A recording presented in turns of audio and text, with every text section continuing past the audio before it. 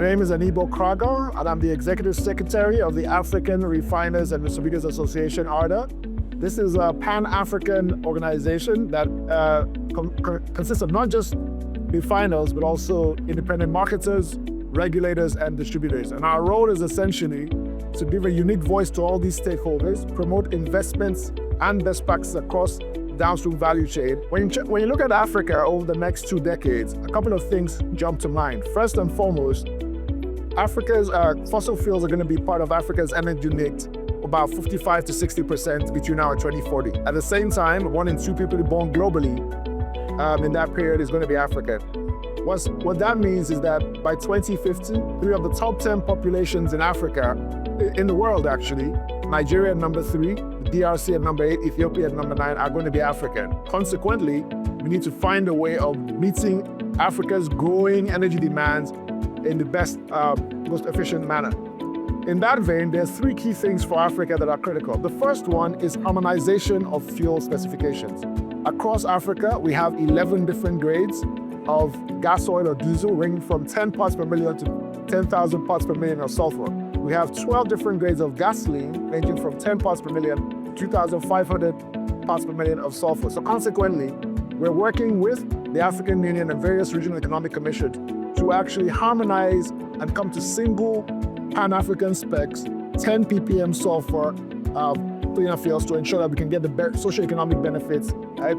It's fundamental across Africa for us to start looking at infrastructure, because when you look at the difference between what Africa currently produces from a petroleum product standpoint and what we import, there's a massive shortfall. In the near term, with the Dangote refinery coming on stream, that is expected to drop over the next few years.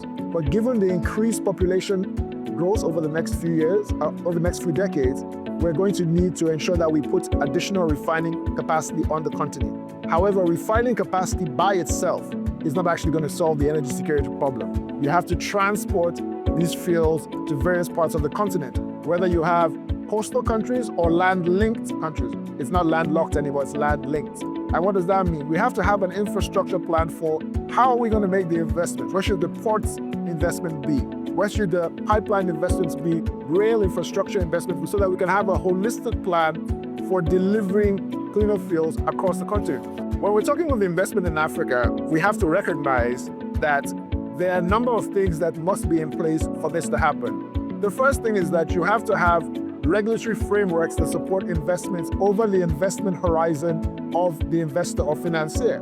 This cannot be an election cycle. It has to be over multiple years and the duration. For example, if you're talking about pipeline and infrastructure investment that's over 10 years, we have to make sure we have frameworks that support that. The second thing is we have to ensure we have adequate project preparation. That means we have to look at clearly defined scope, cost, and schedule for projects, technology being used, economics, and all of that to ensure that we have bankable projects that can deliver value for shareholders.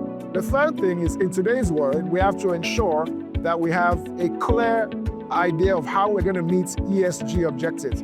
For Africa, that means what is the lowest possible carbon footprint that we can deploy in assets as we're trying to meet incremental demand going forward. EGYPES is a fundamental platform for Africa going forward and for ARDA itself.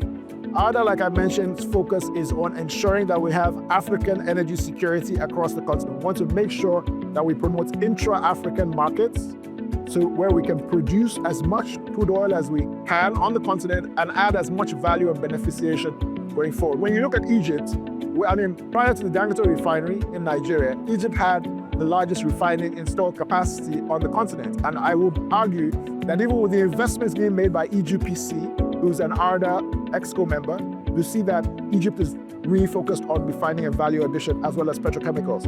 What does that mean for Africa?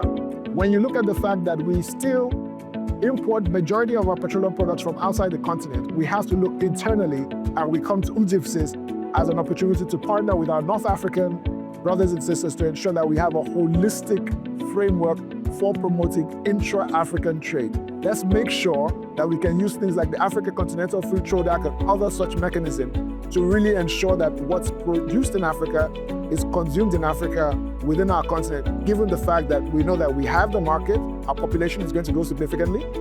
We know that we have the infrastructure requirements, and we know that with Egypt, leading the way in refining, we will be able to really, really meet our demand.